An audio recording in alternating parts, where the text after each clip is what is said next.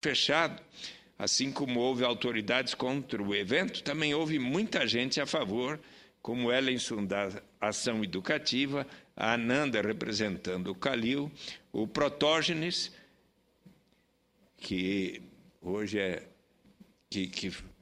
delegado da Polícia Federal, Protógenes Queiroz, que também colaborou, e principalmente o senador Suplicy, aqui estou citado pelo Ferrez, que ajudou muito e segurou a responsabilidade de ir à subprefeitura, de conseguir autorização na CET e de todos os documentos que pediram. Ele entendeu que era importante para uma comunidade que não tem outra chance de diversão e de conscientização a não ser ela mesma, se ela mesma a fizer.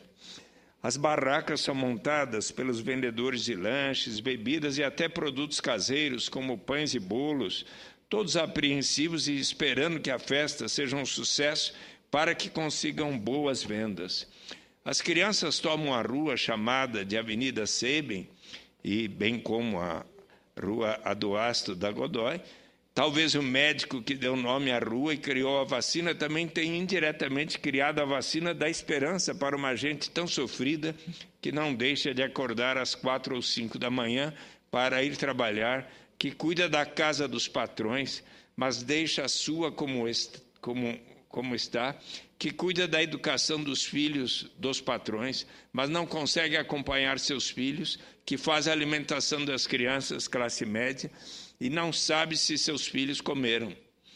O palco é montado, os brinquedos das crianças são retirados, o pula-pula, a máquina de algodão, o escorregador e vários outros alugados pelo projeto chamado Periferia Ativa, que já existe há 10 anos, dentro da favela Godoy, paralela à Avenida Sabin.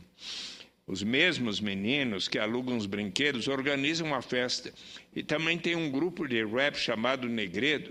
Respeito ao Negro, com letras que alertam para o erro de consumir álcool, para o erro de entrar na vida criminal e ao consumo às drogas.